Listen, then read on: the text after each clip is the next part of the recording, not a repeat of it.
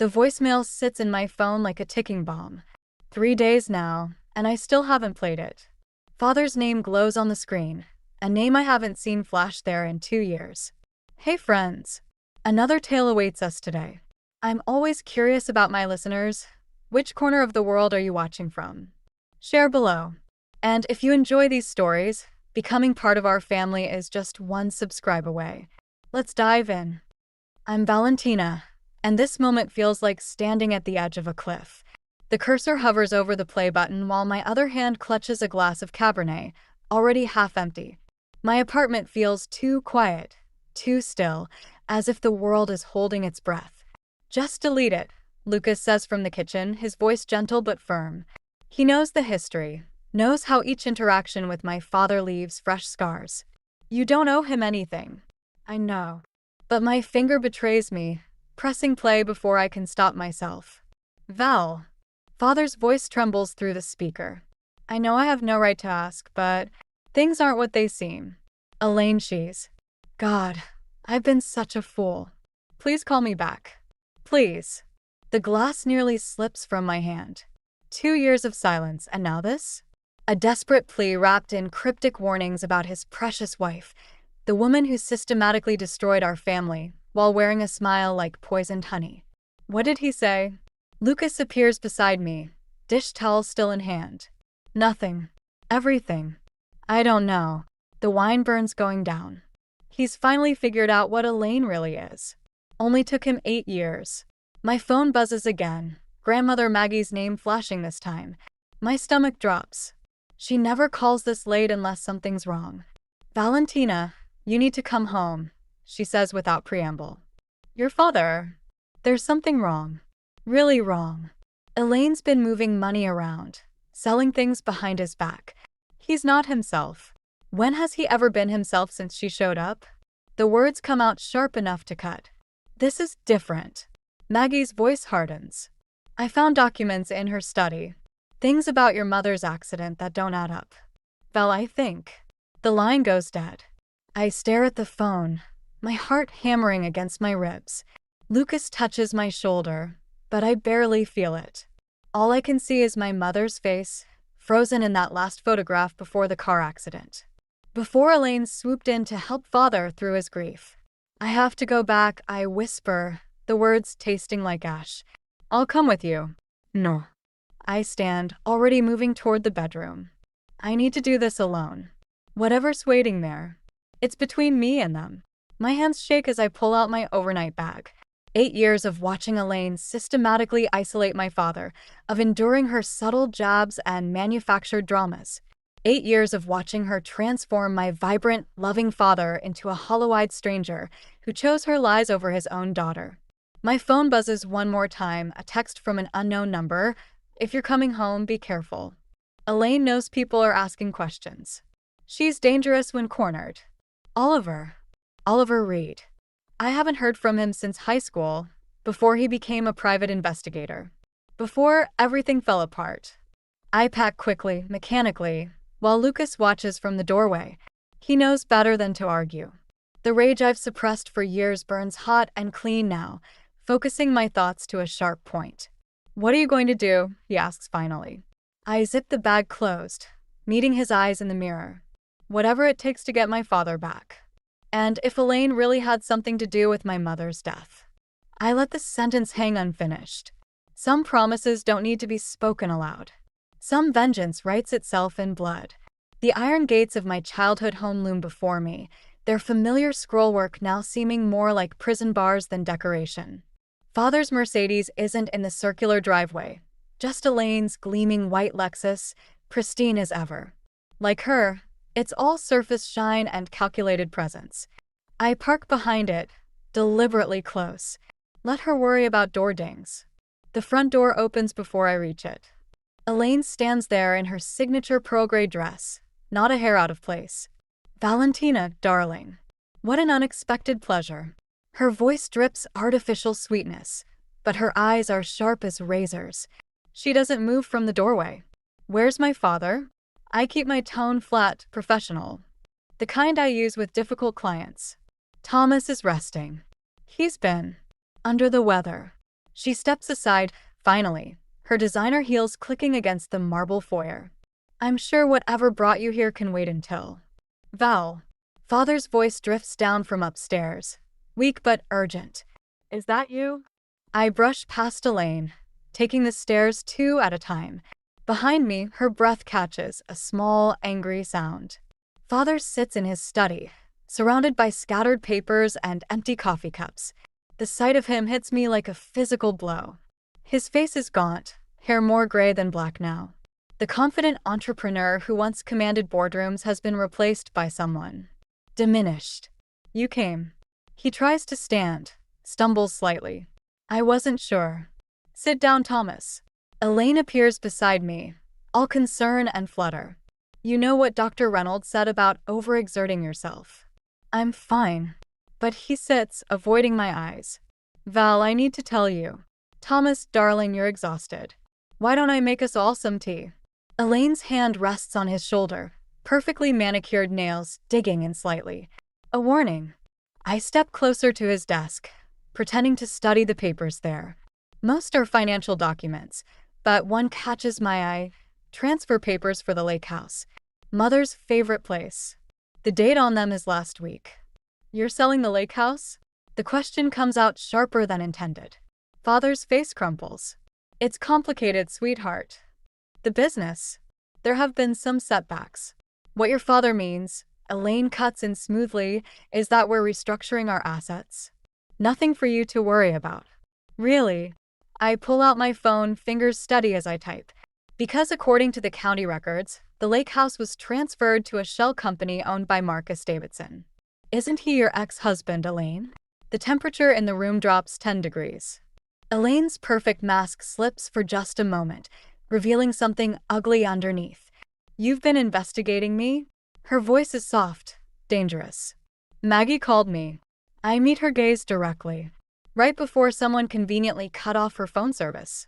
Your grandmother is becoming quite paranoid in her old age. Elaine moves between me and father, a subtle repositioning of power. Making accusations, spreading rumors. It's sad, really. Is that why you're isolating father from everyone who cares about him? Why you're selling off his assets piece by piece? That's enough. Father's fist hits the desk, but there's more desperation than authority in the gesture. Val, you don't understand. Elaine's been helping me. The business. Has she? I pull out another piece of paper, a copy of the letter Oliver sent me. Then why did $3 million move from your business account to an offshore holding company last month? A company registered to her maiden name. Elaine's composure cracks completely. You little bitch. You think you can walk in here after 2 years and get out. Father's voice is barely a whisper. Thomas, she's trying to. Get out. He stands, swaying slightly. Both of you. I need to think. I back toward the door, never taking my eyes off Elaine. Her face is a study in contained fury, but there's something else there too. Fear. This isn't over, she hisses as we reach the hallway. No, I agree quietly. It's just beginning. I leave them there, father broken in his study, Elaine seething in the hallway. But as I drive away, my phone buzzes with a text from Oliver. Found something about your mother's accident. Meet me tonight. Alone. The game is changing. And this time I'm playing to win. The neon sign of Rusty's bar flickers against rain-slicked windows. Oliver sits in the darkest corner, exactly where he said he'd be. 8 years have aged him, his face harder, stubbled jaw set in grim lines. A manila envelope sits untouched beside his whiskey. You're late, he says as I slide into the booth. Elaine had someone following me. Had to take the long way. I order bourbon when the waitress passes. What did you find? Oliver's fingers drum against the envelope. Before I show you this, are you sure you want to know? Some doors don't close once they're opened. She's destroying my father. Whatever's in there, I need to know. He slides the envelope over. Inside are financial records, photographs, newspaper clippings. One photo makes my hands shake. Elaine with a man I don't recognize, taken 2 days before my mother's accident. Marcus Davidson, Oliver says quietly. Her ex-husband. The one she claimed was out of the picture years before she met your father. The same Marcus Davidson who now owns our lake house? Keep looking. The next document is a police report. My mother's accident. Brake lines cut, ruled mechanical failure. But there's a witness statement that was never followed up, describing a dark sedan following her car that night. The witness disappeared before they could make an official statement, Oliver continues. But I found him. Living under a new name in Arizona. Scared as hell when I mentioned Elaine. My bourbon arrives. I drain it in one burning swallow. There's more, Oliver says. Davidson owned a company that specialized in corporate takeovers. Hostile ones. They'd find vulnerable businesses, create financial crises, then swoop in to save them, for pennies on the dollar. Like what's happening to Father's company now. Exactly like that. And guess who was Davidson's financial advisor back then? The pieces click into place. Elaine. She's running the same play she helped Davidson perfect. Create a crisis, isolate the target, then strip everything valuable before anyone realizes what's happening. My phone buzzes, a text from Lucas. Elaine just left your father's house. She looked scared. What's going on? Before I can respond, Oliver tenses. Through the window, I see a familiar white Lexus pulling into the parking lot. She followed you here, Oliver mutters, already moving. Back door. Now. We slip through the kitchen just as Elaine enters the bar. But in the alley, a man steps out of the shadows. Marcus Davidson. Older than his photo, but unmistakable. Miss Carter, he says smoothly. We need to talk about your interference in family matters. Family matters? The words taste like poison. Like how you and Elaine arranged my mother's accident. His smile doesn't reach his eyes. Accidents are tragic things. So unpredictable. Like that brake line you had serviced last week. Who knows if the mechanic did everything properly? My blood runs cold. Oliver steps forward. But Davidson raises a hand. Just a friendly warning. Elaine's worked very hard for her position. It would be a shame if more accidents started happening. To you, to your grandmother, to that handsome fiancé of yours. You're threatening the wrong person. My voice is steady, surprising me. I'm not my father. I don't back down. No. He produces a phone, plays a video. Father in his study, signing documents. His hands shake as Elaine guides them. Your father's not well, Valentina. Early onset dementia, the doctors say. Such a shame. But Elaine has power of attorney now. Everything's perfectly legal. The world tilts sideways. Oliver catches my arm as I sway. You have 24 hours to leave town, Davidson continues. Or the next accident won't be a warning. He melts back into the shadows, leaving me clutching the envelope of evidence that's now worthless. Legal documents trump truth every time. Val, Oliver starts, but I cut him off. Get me everything you have on Davidson. Every dirty deal. Every skeleton. If they want to play hardball. I straighten, fury burning away fear. Then let's show them how it's really done. Behind us, the bar's neon sign sputters and dies, plunging the alley into darkness. But I've never seen more clearly. Grandmother Maggie's house smells like cinnamon and gunpowder. She's at her kitchen table, cleaning her husband's old revolver with practiced hands. Her phone sits in pieces beside her, evidence of Elaine's interference. So they're threatening accidents now? She doesn't look up from her work. History repeating itself. You knew. The accusation slips out before I can stop it. About Mother's accident. About Elaine and Davidson. Suspicions aren't proof. She slides the cylinder back into place with a click. And your father wouldn't listen. Love makes fools of the wisest men. My phone buzzes, Lucas again. I silence it without reading the message. He doesn't understand why I won't let him help, why I've pushed him away since Davidson's threat. They have power of attorney, I say. Father's signature on everything. It's over. Maggie's hand slams down hard enough to rattle her teacup. Nothing's over until we're dead. And I'm not dead yet. She pulls out a worn leather diary from a drawer. Mother's handwriting fills the pages, growing more frantic toward the end. The last entry is dated 3 days before her death, meeting with medical doctor again. Transfer papers ready. Must tell Thomas before. The entry ends mid-sentence. Found this in her desk after the funeral, Maggie says.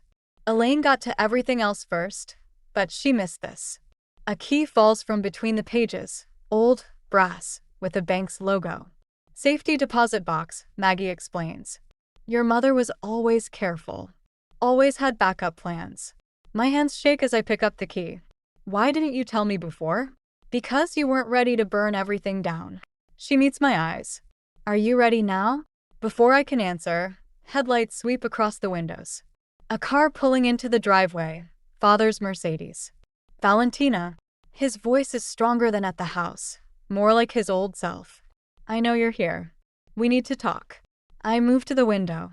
He's alone, but something's off about his posture, his movements. The back door, Maggie whispers urgently. Go. Now. But I'm tired of running. I open the front door. Father stands there, swaying slightly. His eyes are glassy, unfocused. You have to stop, sweetheart. Elaine. She's trying to help. The business. When did you last take your medication, Father?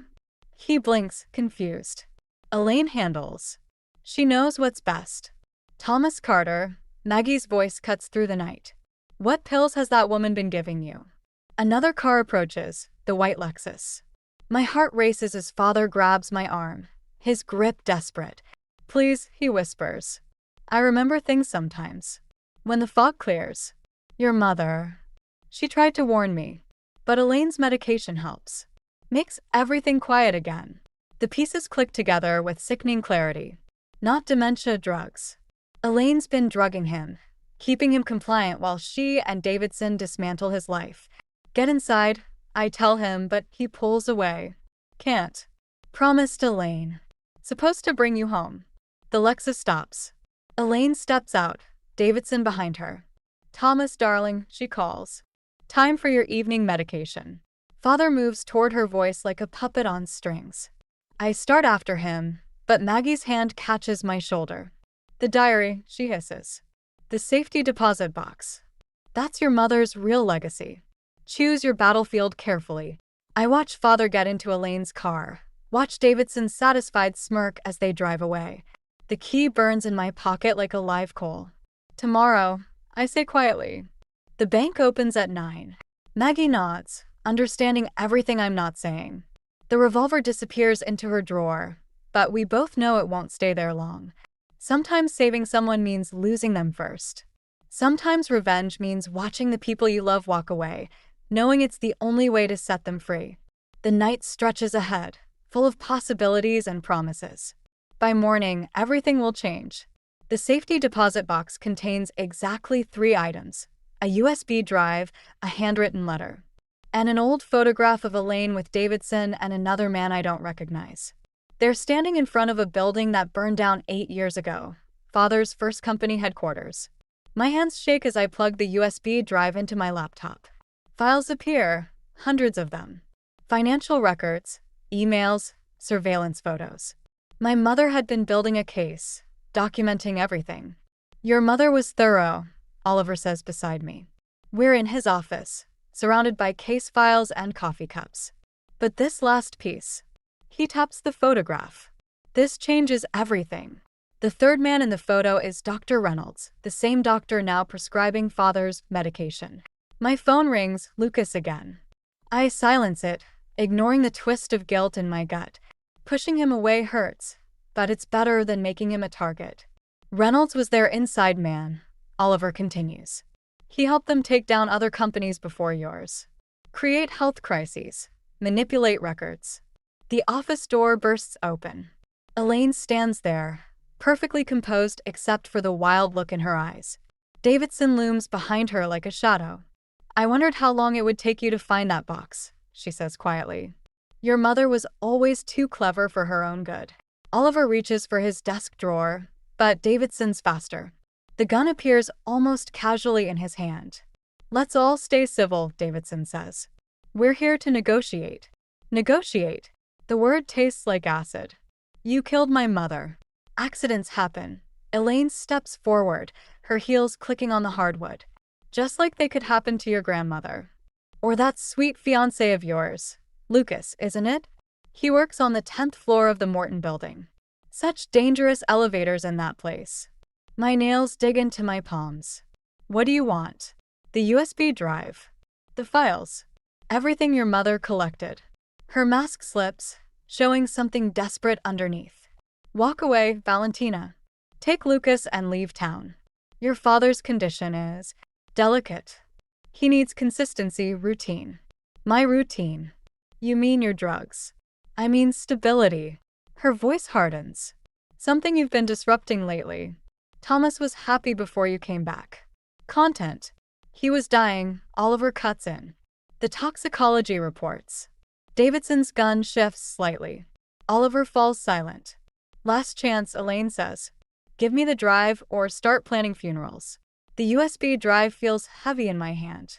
Everything Mother died for, all the evidence we need. But Lucas's face flashes through my mind.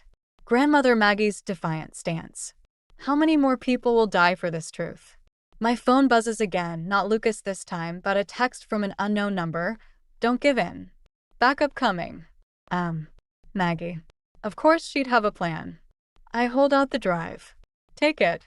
Take everything. Just leave my family alone. Elaine's smile is triumphant as she reaches for it, but her fingers barely brush the plastic before sirens explode outside. Red and blue lights flood the office. FBI, voices shout from below. The building is surrounded. Davidson's gun swings toward me, but Oliver moves faster. They crash together as Elaine lunges for the drive. I stumble back, clutching Mother's evidence to my chest. You stupid girl, Elaine hisses, her composure shattered. You have no idea what you're dealing with. Your father will never survive without me. Without the medication. You mean the poison? Grandmother Maggie's voice cuts through the chaos. She stands in the doorway, FBI agents flanking her. The same poison you used on my daughter-in-law when she got too close? Elaine's face goes white. For the first time, I see real fear in her eyes. The FBI swarms in. Davidson and Elaine are separated, cuffed, led away. But Elaine's words echo in my head. Father will never survive without her routine, her control, her drugs. Sometimes winning feels exactly like losing. Oliver touches my shoulder. Your father's being taken to the hospital. Detox won't be easy, but he'll live, I finish. He'll finally live. Outside, storm clouds gather. The real battle, helping father recover, rebuilding what Elaine destroyed, is just beginning. But for now, watching her perfect world crumble feels like the first breath after drowning. The hospital corridor stretches endlessly, antiseptic white and unforgiving. Father's been in detox for 3 days. The doctors say the withdrawal could kill him, his system too dependent on whatever cocktail of drugs Elaine fed him for years. Coffee. Lucas appears beside me, offering a paper cup. He hasn't left my side since everything exploded, despite how I pushed him away. I don't deserve him. He's seizing again, I say instead of taking the coffee. They won't let me in. Through the window, I watch the medical team work. Father's body arches off the bed, fighting invisible demons. Fighting Elaine's poison, even now. My phone rings Oliver. Elaine's lawyer is pushing for bail. Davidson too. They're claiming your mother's evidence was obtained illegally. The coffee cup slips from Lucas's hand, spreading like blood across the sterile floor. A nurse rushes past with more medication for father. That's not possible, I whisper. The FBI. The FBI's warrant was based on that evidence. If it's thrown out. Oliver's voice cracks. There's more. Dr. Reynolds was found dead in his cell an hour ago. Apparent suicide. The walls seem to close in. Our star witness gone. The evidence tainted. And father, dying by inches while I watch helplessly. Valentina. Grandmother Maggie appears from the elevator, her face grave. The board of directors is meeting. They're voting to sell the company. Of course. With father incapacitated and the scandal breaking, the vultures are circling. Everything he built, everything mother died protecting. They can't. Lucas starts, but Maggie cuts him off. They can and they are. Marcus Davidson's holding company is the buyer. Her voice hardens. Even from jail, they're still destroying this family. A commotion erupts in father's room. The heart monitor's alarm pierces the air. Doctors rush in as a nurse pushes me back. He's crashing, someone shouts. Get the crash cart. I press against the window, watching them fight for his life. His face is yellow, wasted, nothing like the strong man who once carried me on his shoulders. This is what you wanted, isn't it? Elaine's voice, smooth as poison. She stands at the end of the corridor, flanked by 2 guards. Her lawyer must have won the bail hearing. To destroy everything? You did this, I snarl, starting forward, but Lucas catches my arm. Did I? Her smile is razor sharp. I kept him stable, comfortable, but you had to dig up the past. Had to have your revenge. Now look at him. The monitors in Father's room scream louder. Someone calls for more epinephrine. Tell them to reinstate his medication, Elaine continues. My special blend. It's the only thing that will save him now. Or you can watch him die, knowing it's your fault. You're lying, but my voice shakes. What if she's right? Am I? Check his latest blood work. His system's shutting down without the compounds I developed. Compounds that, technically, don't exist. She steps closer, voice dropping. I can save him, but it'll cost you everything. The evidence. The company. Your precious revenge. The doctor emerges from Father's room, face grim. Miss Carter? We need to discuss your father's options. He's not responding to standard treatments. Elaine's smile widens. She knows she's won. Valentina don't. Maggie warns. Your mother is dead, I finish. And father will be too if. The words stick in my throat. Lucas's hand finds mine, squeezing tight. But even his strength can't help me now. The choice is impossible. Father's life or justice for mother's death. Tick-tock, Elaine whispers. What's it going to be? Through the window, Father's monitors continue their desperate chorus. His life slipping away with each beep. And me, standing here with mother's evidence burning a hole in my pocket, facing the ultimate price of revenge. Sometimes there are no right choices.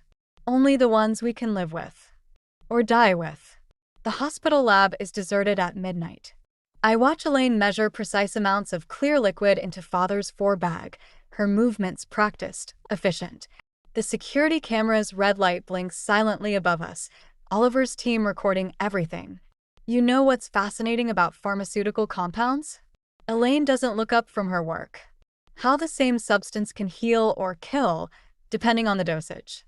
My phone buzzes in my pocket, the signal. The FBI has everything they need. Like the cocktail you used on Mother? My voice stays steady, even as my hands shake. Or was that just straight poison? The syringe pauses. Your mother was going to destroy everything. Just like you're trying to do now. She turns, something wild in her eyes. I gave Thomas everything. Stability. Success. A future. You gave him chains. Poison wrapped in pretty lies. I gave him peace. The syringe trembles in her grip. Do you know what it's like watching someone you love destroy themselves with guilt and regret? The medication helped him forget. Helped him move forward. By erasing Mother? By turning him into your puppet. By saving him from the truth. She steps closer, voice dropping. The truth about what really happened the night your mother died. About who was really driving the car. The world tilts sideways. What? Thomas was behind the wheel that night. Too drunk to drive, but convinced he had to get to some emergency board meeting. Your mother tried to stop him. They fought. She grabbed the wheel. Elaine's smile is razor sharp. I helped him forget that part. Helped him build a new life. And you want to destroy that? My throat closes. You're lying. Am I? Check your mother's diary again. The entries she never finished. Ask yourself why she was really meeting with Davidson that night. The lab door opens. Lucas stands there, face grim. Val, your father's awake. He's asking for you. Don't. Elaine's hand shoots out, grabs my arm. The syringe glints. One dose of this, and he forgets everything. Goes back to being happy. Isn't that better than the truth? I look at the 4-bag, at the clear liquid that's kept Father prisoner for years. At Elaine's desperate eyes and trembling hands. The truth is, I say quietly, you never loved him. You loved controlling him. Everything I did was for yourself. I pull free of her grip. The FBI has your formula now. They're analyzing every compound, every transaction, every death connected to you and Davidson. It's over. Her composure shatters. The syringe comes up, aimed at my throat. I won't lose everything. Not again. Not to another self-righteous bitch who thinks she knows best. Drop it, Elaine. Oliver's voice cuts through the tension. He stands in the doorway, gun trained on her. FBI agents flood the lab. But Elaine's laugh is wild, unhinged. You still don't understand. Your father signed everything over to me years ago. The company, the assets, everything. Even if you lock me away, you'll never get it back. Check again. Grandmother Maggie appears, holding up her phone. Thomas just signed new papers. Properly witnessed, properly notarized. While you were here, playing with your poisons. The syringe clatters to the floor. Elaine's perfect mask crumples completely.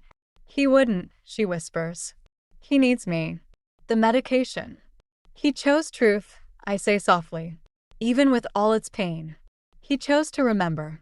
The FBI moves in. Elaine doesn't resist as they cuff her, read her rights. But her eyes find mine one last time. The truth will destroy him, she hisses. And that destruction will be on your hands. Maybe she's right. Maybe truth is its own kind of poison. But as I watch them lead her away, I think of Mother's unfinished diary entry, of Father fighting through withdrawal to sign those papers, of all the years lost to Elaine's careful lies. Sometimes healing only comes after the poison is purged. Sometimes love means choosing truth, no matter how much it hurts. I turn toward Father's room, toward whatever truth awaits. Lucas's hand finds mine, warm and steady. It's time to finish what Mother started. The lake house windows reflect the setting sun, turning them to sheets of fire. Father stands at the water's edge, stronger now after weeks of rehabilitation. The tremors in his hands have almost stopped. Your mother loved this view, he says as I join him. His voice is clearer these days, free of Elaine's chemical fog. The last time we were here together. He trails off. We both know what happened that night. The argument, the drinking, the desperate grab for the steering wheel. Some truths don't need words. I found this in Mother's study. I hand him the unfinished diary entry. She wasn't meeting Davidson to expose you. She was meeting him to protect you. She'd discovered Elaine's connection to the other corporate takedowns. His hands shake as he reads. All these years I thought. Elaine made me believe. She made you forget.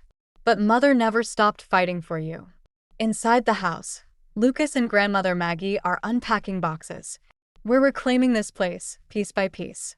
The lake house was never meant to be Davidson's trophy. My phone buzzes. Oliver's update on Elaine's trial. Her carefully constructed empire is crumbling. Davidson's turning state's evidence against her, desperate to save himself. But I don't read the message to Father. Some victories don't need announcing. I don't deserve forgiveness, Father says quietly. Maybe not. I watch a boat cut across the lake, leaving ripples in its wake. But Mother understood something I'm just learning. Revenge isn't always about punishment. Sometimes it's about breaking free. He turns, really looks at me for the first time since the hospital. When did you get so wise? When I stopped letting anger write my story. Lucas appears on the deck, carrying Mother's old wind chimes, the ones Elaine banished to the attic years ago. Their gentle music fills the air as he hangs them. The board meeting's tomorrow, Father says. They want me to resume control of the company. Are you ready? No. He smiles slightly. But I'm done hiding from hard things. Grandmother Maggie joins us, carrying a familiar leather-bound book. Mother's recipe journal, the one where she coded her investigation notes between instructions for pot roast and apple pie. Her final act of protection, hidden in plain sight. Found something interesting, Maggie says, opening to a marked page. Your mother's last entry. It wasn't unfinished after all. The message appears under UV light, written in Mother's distinctive hand. My dearest Val, if you're reading this, you've already chosen truth over comfort. That's all any mother could hope for her child. Some battles aren't about winning. They're about choosing who we become in the fighting. Love, Mom. The words blur as Father's arm circles my shoulders. Behind us, Lucas and Maggie start dinner preparations, their voices mixing with the wind chimes song. Who do you think she'd be proud of now? Father asked softly. I watched the sun sink behind the trees, painting the lake in shades of gold and shadow. Somewhere across town, Elaine sits in a cell, surrounded by the ruins of her careful plans. But her ghost no longer haunts us. Both of us, I answer, for finally choosing truth. The wind shifts, carrying the scent of approaching rain. Storm clouds gather on the horizon, not threatening, but promising renewal. Like Mother knew they would. I leave Father at the water's edge, letting him have this moment with his memories. In the kitchen, Lucas catches my hand, pulls me into a dance to music only we can hear. Grandmother Maggie pretends not to watch, smiling as she chops vegetables. The wind chimes sing their broken melody, mixing past with present. Some songs never end.